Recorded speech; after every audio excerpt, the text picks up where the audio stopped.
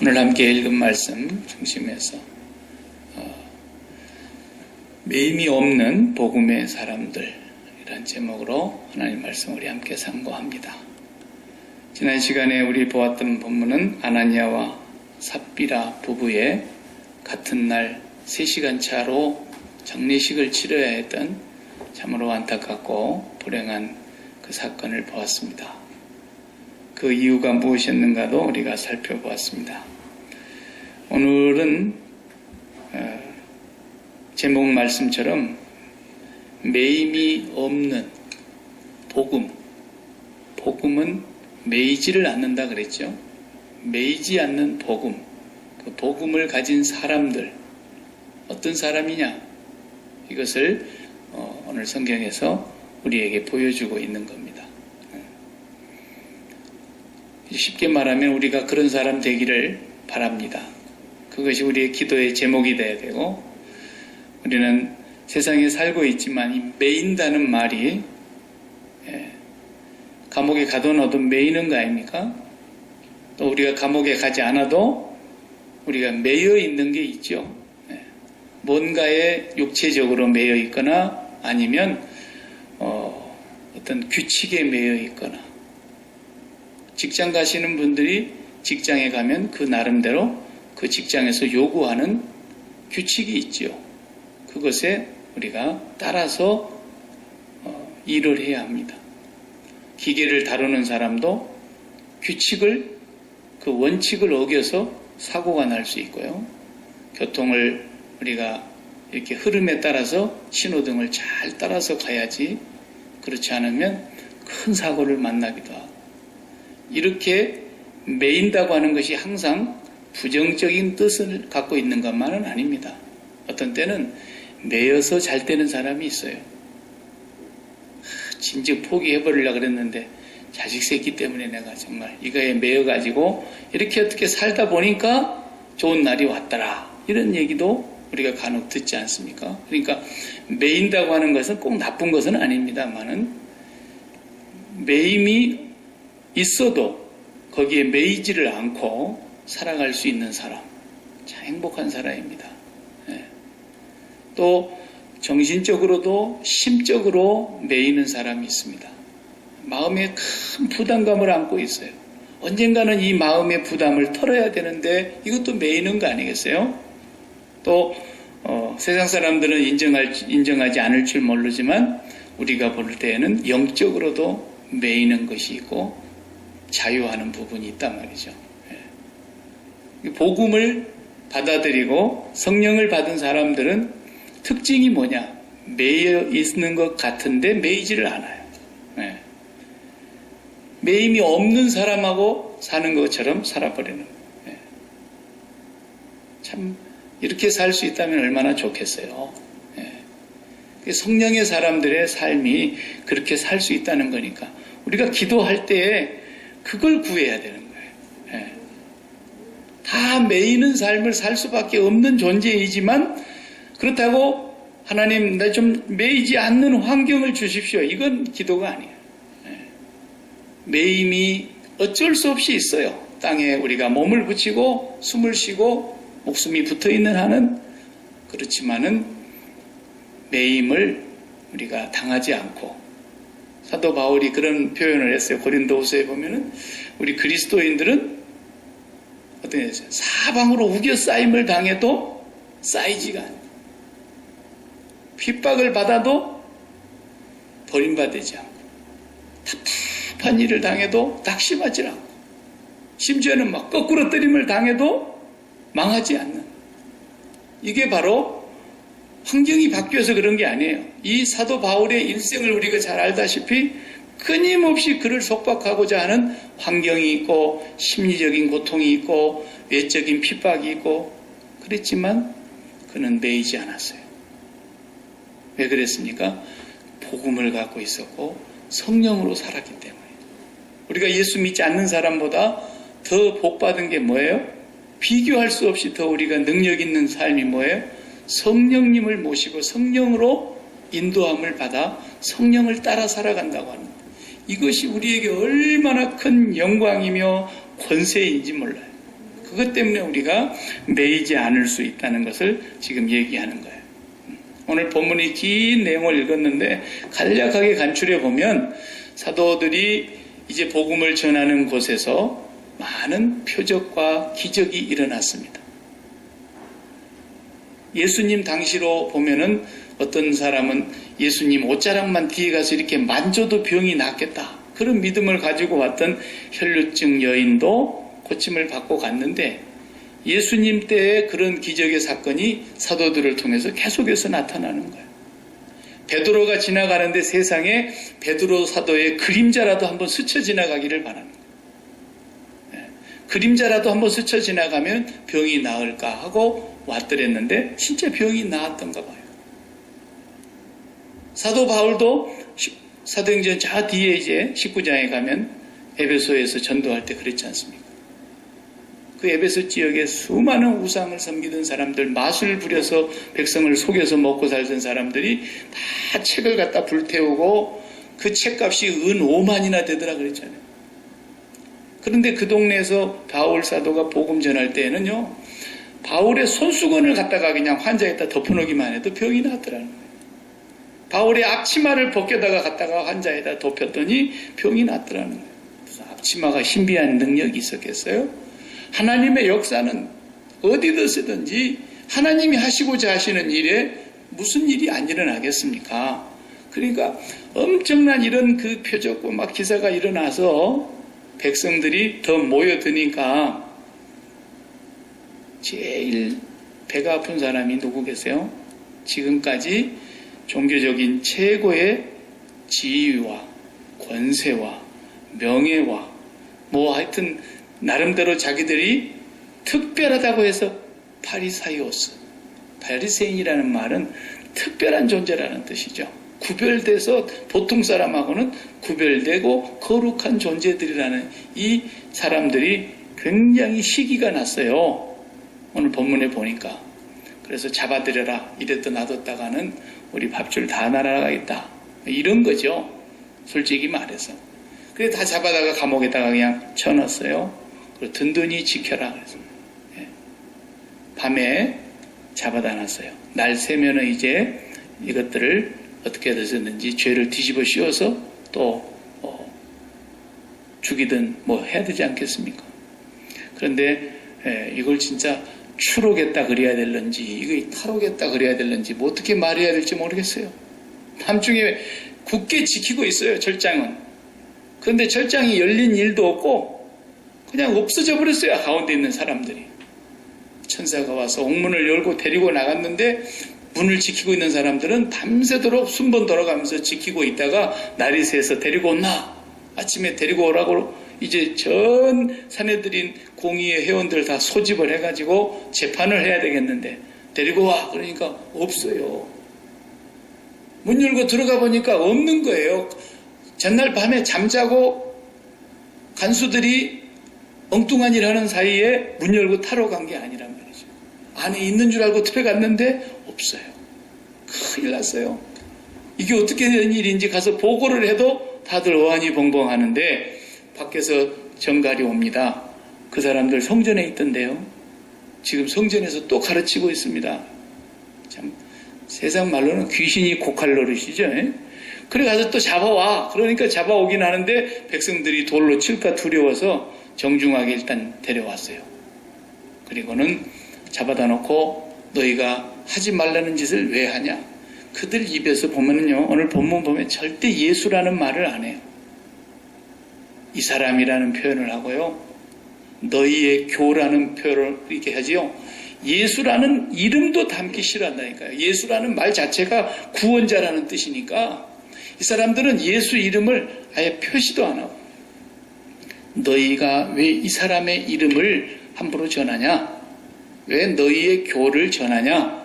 그러면서 물으니까 아니 하나님을 순종하는 것이 옳지 우리가 사람을 순종해야 되겠습니까? 그래서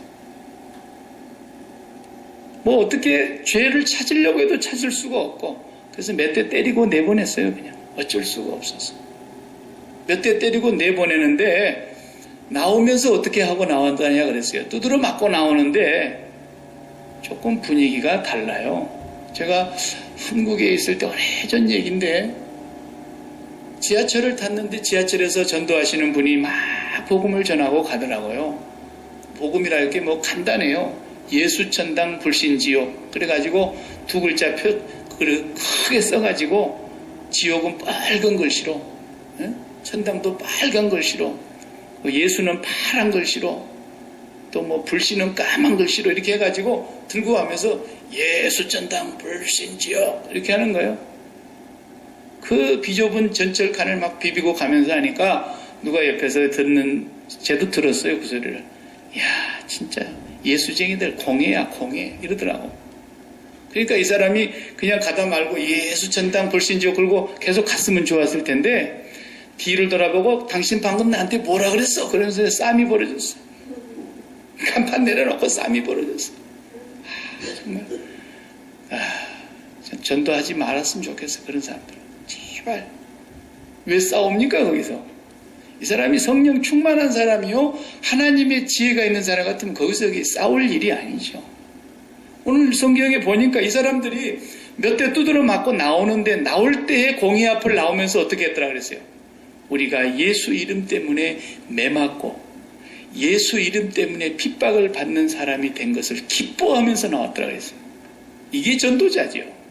이게 성령이 충만한 사람이에요. 예?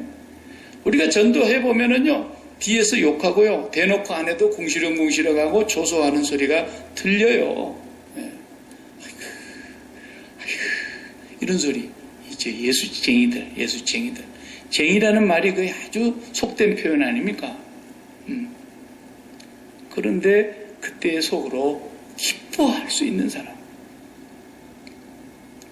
내가 어쩌다 이렇게 정신없이 돌아다니다가 저런 것들한테 이런 소리를 듣나.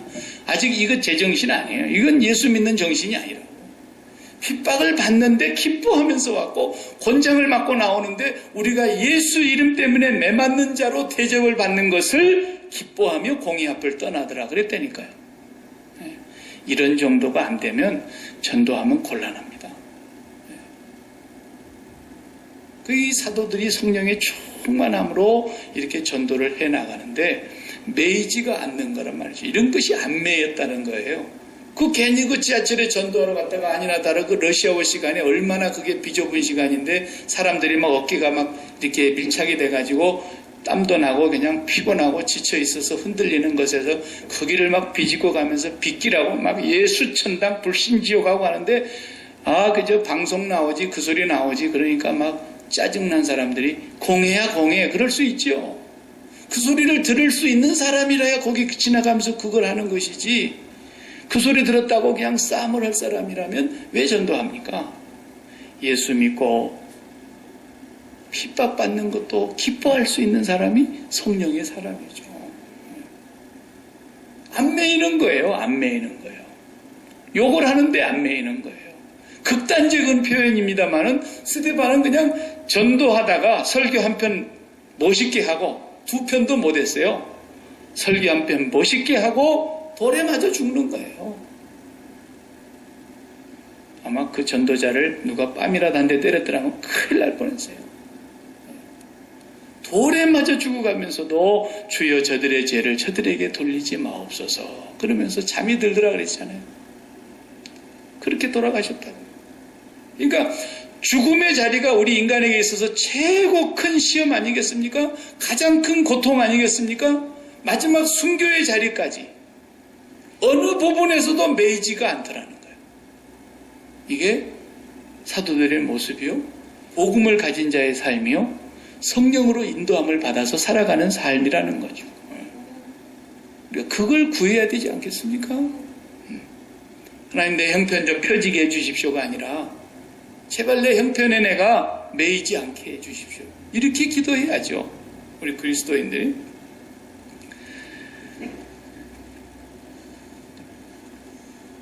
오늘 본문을 좀 들여다봅시다. 첫 번째 본문 앞부분에 병든 사람들, 귀신 들린 사람들이 많이 왔다 그랬어요.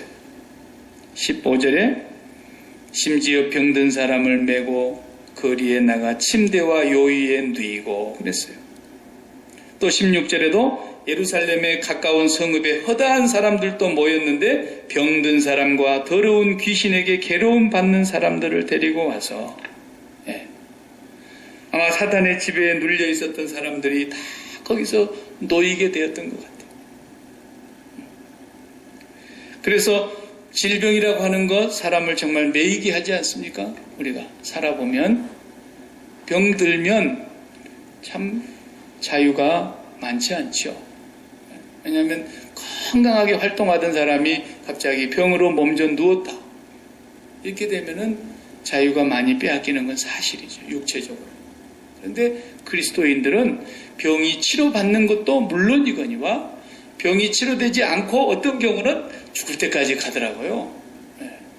고혈압도 요즘은 그 질병은 질병이지만 고혈압을 고칠 수 있는 의학적인 약은 없어요. 그러니까 당신은 죽는 날까지 당신의 그 수치를 항상 일정하게 맞춰주는 요 알약을 하루에 하나씩 드십시오. 그러면 죽을 때까지 고혈압으로 죽는 일은 없더라고요. 하나님이 그 고혈압을 고쳐주실 수도 있어서 어떤 분은 고혈압이 치료받는 사람도 있어요. 그 중에는. 또 저는 볼 때 어떤 사람은 하나님이 고쳐주셨다고 의사가 먹으라는데도 끝까지 고혈압 약을 안 먹다가 스트로크가 와가지고 쓰러지는 사람도 봤어요. 저는. 그 사람이 근데 나는 믿습니다. 하나님이 치료해 주신 줄 믿습니다. 그러더라고요. 그런데 한 3일 지나니까 쓰러졌어요. 늘 그 고혈압약 하나씩만 계속 먹으면 그저 죽는 날까지 고혈압으로 인해서 죽는 일은 없을 것인데 그걸 그냥 무시하다가 당하는 사람도 제가 봤고요. 어떤 사람은 평생 고혈압약을 먹었는데 하나님께서 고쳐주셔서 이제는 안 먹고도 제가 혈압이 유지됩니다. 이런 사람도 봤고요. 그러나 그리스도인은 병이 왔을 때에 그 병에서 내가 매이느냐 매이지 않느냐 이게 중요한 문제라는 거예요. 어떤 사람은 선천적으로 원치 않는 병을 가지고 태어난 사람이 있을 수가 있고 어떤 사람은 선천적으로 몸이 매여가지고 자유가 없이 불구로 태어난 사람 있잖아요. 또 어떤 사람은 후천적으로 사고를 당해서 몸이 장애인이 돼버리는 경우가 있어요. 이런 환경이 어떻게 될지 우리는 몰라요. 그렇지만은 거기서 내가 매이느냐 그 형편과 처지에 매이지 않느냐 이것이 그리스도인의 삶에서 나타나야 된다는 거예요. 저도 살면서 하나님께서 이제까지는 어떤 큰 병에 시달리지 않게 살게 해주신 것이 너무 감사하기는 감사해요. 병이 제가 성년이 돼서 20세 중반쯤 돼서 병을 한번 가져봤고 그리고 한 4년 전에 뉴모니아에 제가 한번 걸려본 적이 있었어요. 폐렴에. 그러니까 25년 살다가 20대 중반에 병이 왔는데 그 병이 무슨 병이냐 그러는데 B형 간염이래요. 어느 날 저보고 제가 심무하는 교회 장로님이 의사시니까 그래 B형 간염인데 아주 그냥 우리 장로님께서 너무 심각하게 말씀을 하셔서 나는 이걸로 죽는 줄 알았어요. 근데 그때 당시 속으로 상당히 내가 좀 한편으로는 불쾌하고 얹어놨어요. 아니 그게 B형 간염이 어쩌단 말이야. 죽으면 죽지. 그게 그렇게 대단한 건가? 나는 그때 그 생각이 가슴속에 오더라고요. 하나님이 나를 25살만큼만 살고 이제 불러가시겠다 그러면 나는 갈 수 있겠더라고요. 한번 가면 되는 것을 그걸 그렇게 막 너무너무 심각하게 얘기를 하니까 내가 그냥 장로님이 좀 안 좋아지려고 그랬어요. 그때 우리 그 의사 장로님이. 그래 내가 그랬어요. 하나님 제가 군대에서 훈련 받을 때도 낙하산을 뛰어내릴 때 낙하산을 등에 메고 뛰어내리는데 많은 사람들이 다 대부분 살았지만 제가 군대 생활하면서 제가 비슷하게 훈련받는 동료들 가운데 2명이 죽었어요. 낙하산이 안 펴져서 그냥 땅바닥에 그냥 그 무거운 몸이 중력 가속도까지 그냥 섞여서 떨어졌으니까 나무 위에 홍시가 그냥 떨어지면 깨지듯이 깨져버리더라고요. 사람이 죽는 걸 제가 시체를 이렇게 거두다가 보니까. 예. 내가 그걸 거두면서 하나님 앞에 그래 기도했어요. 하나님, 저도 앞으로 계속 이걸 뛰어내려야 되는데 참새 2마리도 하나님이 떨어져라 그래야 떨어진다면서요. 그 하나님이 나를 떨어져라 그래야 떨어지는 거니까 하나님이 떨어져라 그래서 내가 떨어졌으면 천국 가는 거고, 하나님이 절대로 떨어지지 마라 그러면 나는 안 떨어질 것을 내가 믿습니다. 그랬어요. 내가 기도하면서. 하나님 훈련 속에서 그런 걸 깨닫게 해주시더라고요. 그리고 내가 제대했는데 앞에 비형간염이라 그러니까 그게 도대체 어떻단 말이에요. 죽으면 죽는 거지. 그리고 그냥 무시해버렸어요. 네. 집에 가면 수건을 따로 써야 됩니다. 숟가락 밥그릇은 따로 구분해서 써야 됩니다. 뭐 아주 그냥 너무너무 자세하게 가르쳐 주시는데 보통 친절하게 가르쳐 주신 게 아니에요. 그래서 나는 그냥 결혼해서도 그냥 우리 애들이랑 같이 막 밥 먹고 그냥 뽀뽀하고 막 내 입에서 막 김치 빨아갖고 애들 입에 밀어 넣어주고 막 했어요. 근데 하나도 안 걸렸고 어느 날 제 피검사를 해보니까 나았더라고요. 황체가 생겨가지고. 내가 그걸 한 번도 신경 쓰지 않았어요. 나는 비형간염 환자야.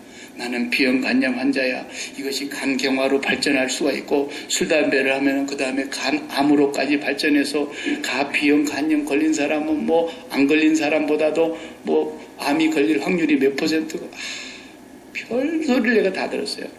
나는 그 뒤로부터서 싹 잊어버렸어요.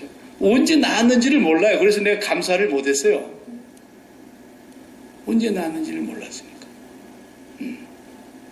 우리가 병이 들어도요, 거기에 매이느냐 매이지 않느냐, 여기서 벌써 결정이 나는 거예요.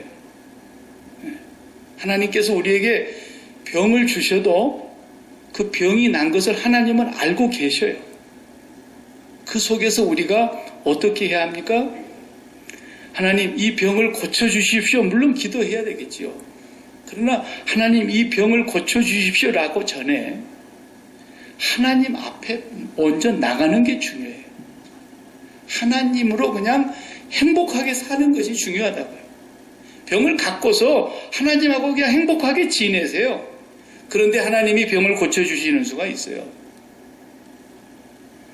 하나님과 행복하게 같이 지내다 보면은 하나님이 그냥 어느 날 나도 모르게 병을 고쳐주실 수가 있고, 하나님이 병을 고쳐주지 않으셔도 그것 때문에 더 하나님과 가까이 갈 수 있다면 하나님하고 그냥 행복하게 지내세요. 그것이 그리스도인이에요. 저는 그 신앙이 중요하다고 보는 사람이에요. 그러다 어느 날 하나님이 고쳐주셔서 네가 더 건강해야 되겠다. 그리고 앞으로 내가 맡길 일이 있으니까 네 건강의 문제는 내가 이렇게 책임져 준다는 걸 믿고 죽든지 살든지 너는 이제 나를 위해서 살고 나를 존귀케 하고 복음을 위해서 너는 살든지 죽든지 해라. 그래서 살려주실 수 있고 너 좀 빨리 오야 되겠다. 그래서 하나님이 불러가시면 하나님, 내가 그렇게 보고 싶었는데 나를 불러주셔서 감사합니다. 그리고 가면 되는 거죠. 우리가 그렇게 살자고요. 그걸 기도하자고요. 예수 믿는 사람들에게 있어서 어떤 것도 우리를 매이게 할 수 없다고 하는 것, 그걸 우리가 성령으로 말미암아 사람들 앞에 나타내는 거예요. 와, 예수 믿는 사람은 진짜 뭐가 다르구나.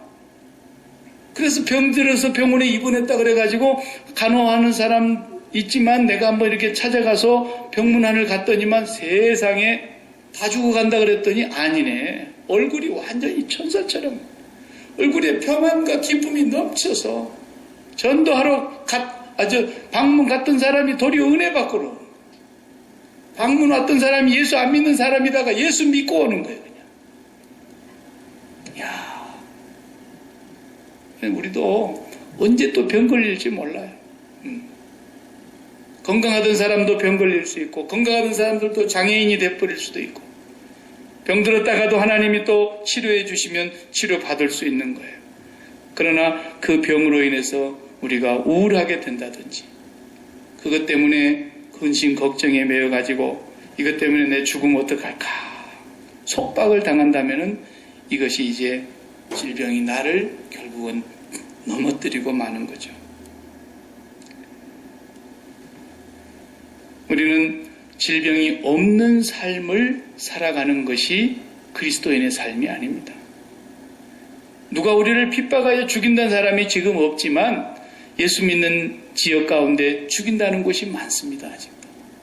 그런데 그 죽음 당하는 것이 없는 것이 매이지 않는 게 아니고 죽인다고 해도 죽음이 와도 그 죽음이 나를 믿음에서 떼놓지 못하는 하나님이 나를 붙들고 계시고 성령이 내 안에서 나를 보증하고 계시고 그 성령의 능력으로 인해서 내가 믿음을 절대로 부정하지 않을 수 있는 그 매이지 않음, 그것이 하나님께서 주시는 믿음인 거죠.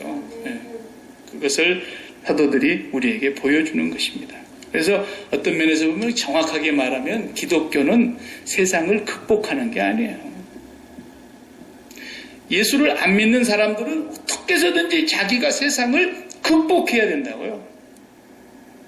그런데 예수를 믿는 사람들은 세상을 처하는 비결을 배우는 거예요.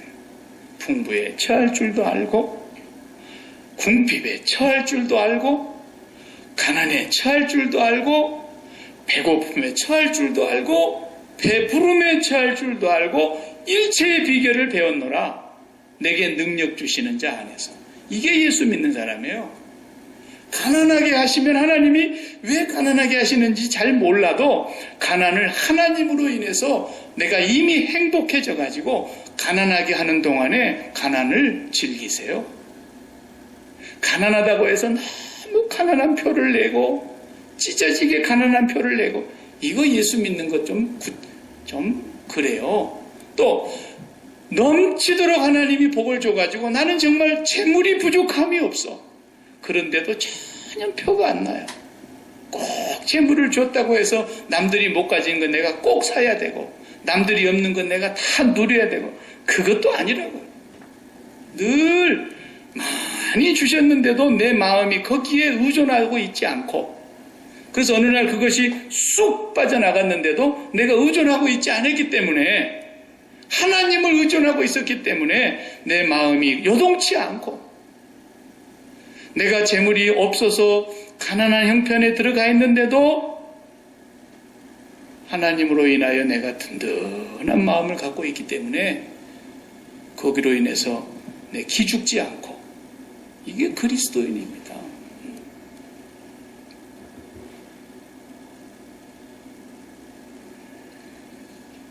사도 바울은 가난한 삶을 평생 살았던 사람입니다. 그런데 한 번도 성도들에게 구차하게 이렇게 선교비를 받아가지고 일을 하지 않았어요. 고린도 교회에서 안 받으니까 고린도 교회 성도들이 뭐라 그랬는지 아세요? 저 사람 봐라. 사도라고 하는 자격이 없기 때문에 안 받는 거야. 세상에 그렇게 얘기를 했어요. 고린도 교회가. 바울이 개척한 교회인데 어느 교회보다도 바울이 거기서 선교비를 받는 것에 대해서 누가 말할 사람이 없어요. 그런데 사도 바울이 고린도 교회에서 내가 복음을 전하되 값없이 전하는 것이 내게 특권이다 그랬어요. 오히려 유일하게 사도 바울에게 선교비를 보내줬던 교회는 딱 한 교회예요. 빌립보 교회예요. 빌립보 교회.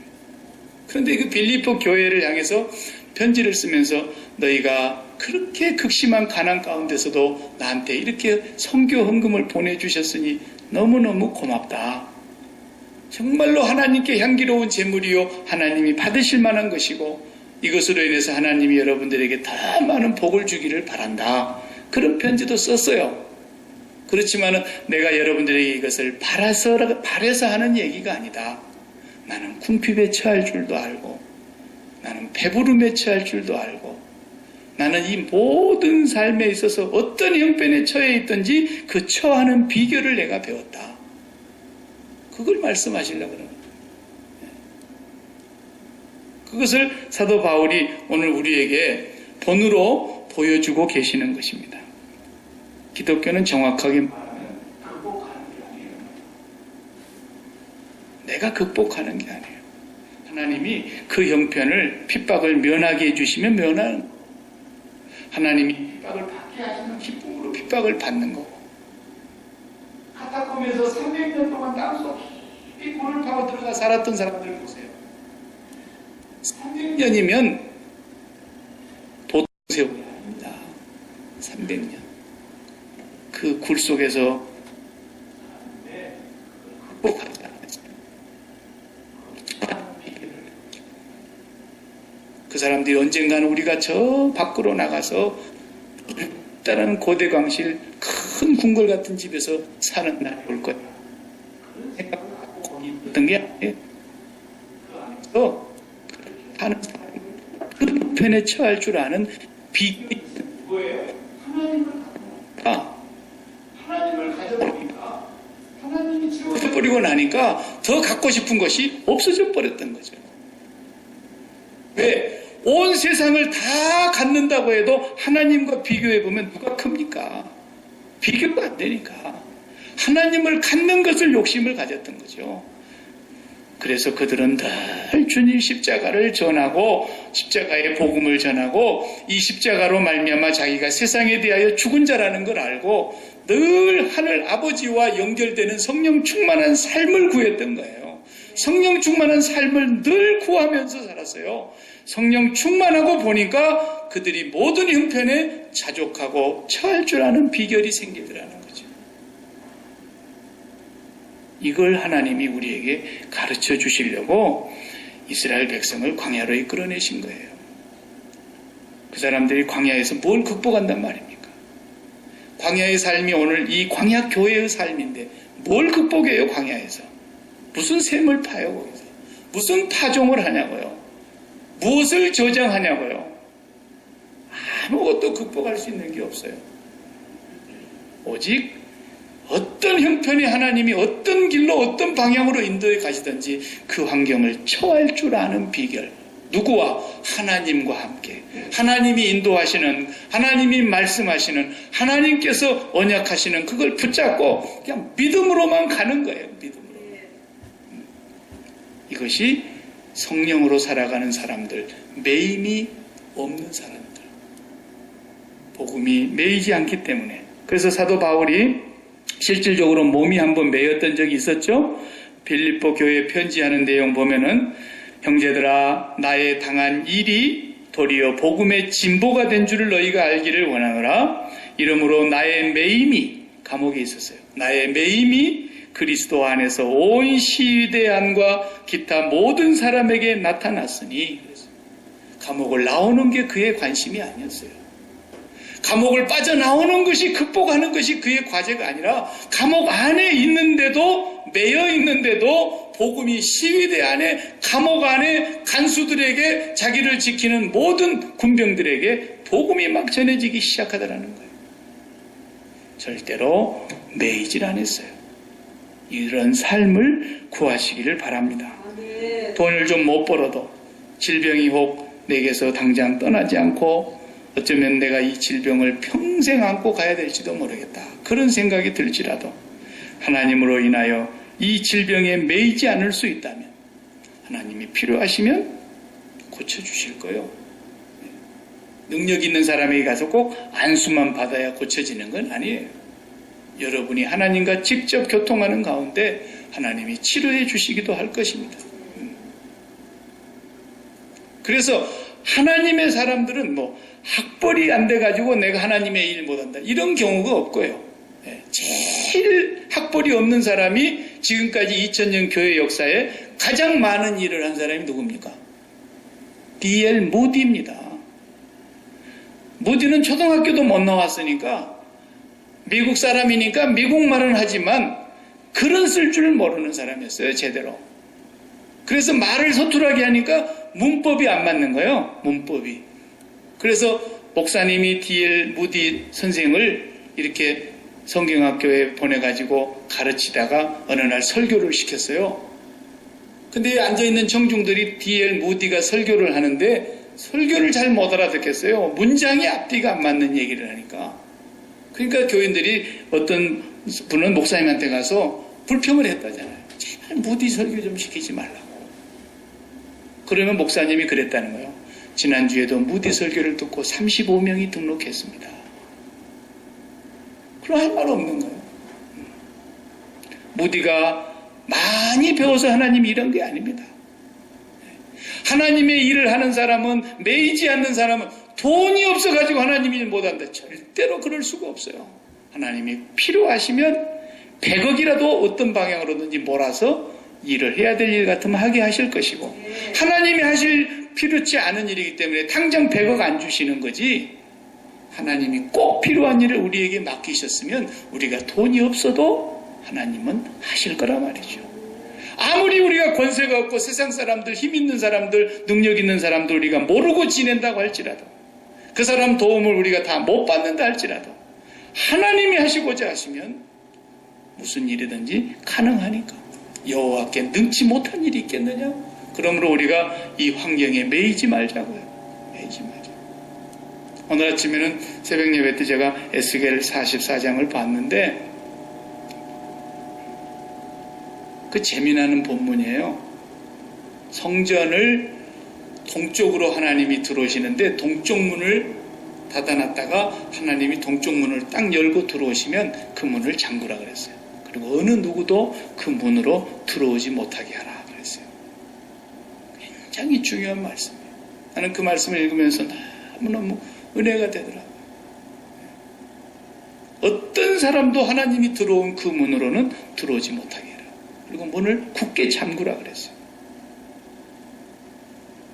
그것이 그리스도인의 삶이라는 거예요. 우리가 매일매일 하나님만 마음에 딱 모셔드리고 문을 빨리 잠궈야 돼요. 만일에 하나님으로 들어와야 될 그 문에 하나님이 들어오기 전에 세상의 문제가 딱 들어와 봐요.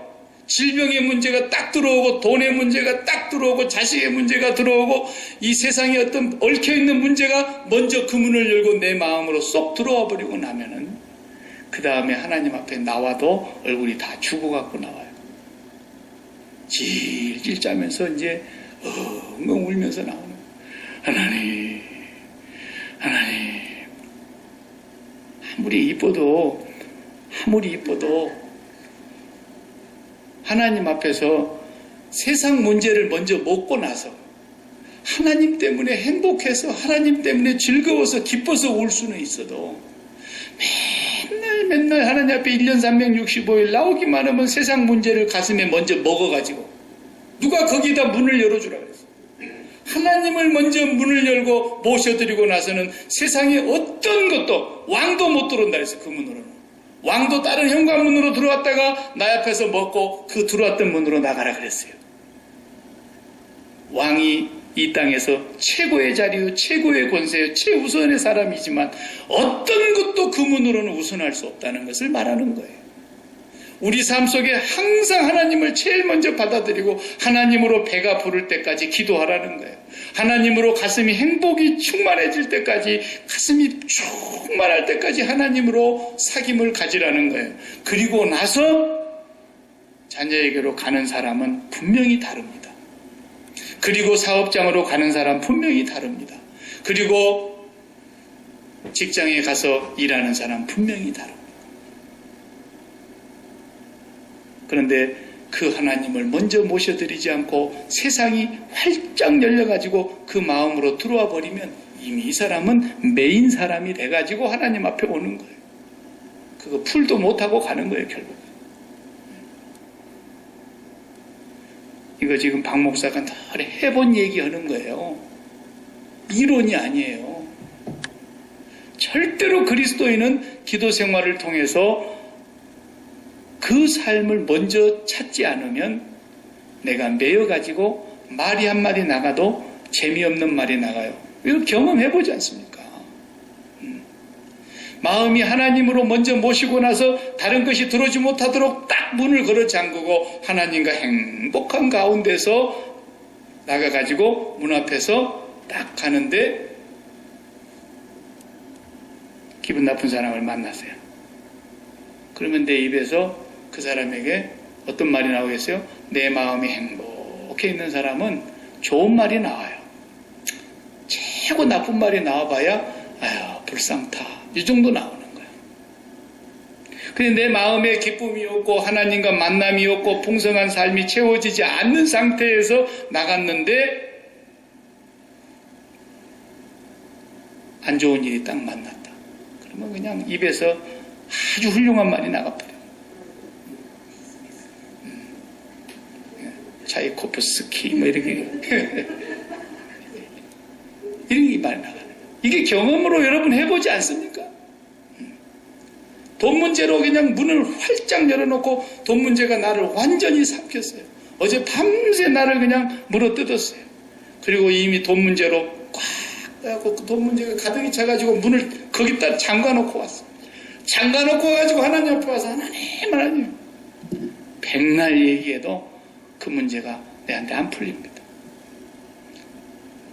그 문제에 대하여 십자가를 붙잡고 내가 죽은 사람인 것을 확인하고서 하나님, 내가 하나님에게 매이고 싶습니다. 하나님에게만 내가 매이고 싶습니다. 하나님 앞에 나와서 하나님으로 간절히 사모하고 하나님을 활짝 열고 하나님을 모셔드리고 그리고 문을 딱 잠궈봐요. 그래 마음이 평강이 가득 차고 기쁨이 넘치는 가운데서 나아가봐요. 하나님이 다 알고 계시는 문제구나. 이것으로 내가 절대 망하라는 것이 아니구나. 이것으로 내가 완전히 죽으라는 것이 아니구나. 하나님의 계획이 있었구나. 그 환경을 당장 안 풀려도 거기에 처할 수가 있어요. 처할 수가 있어요. 네.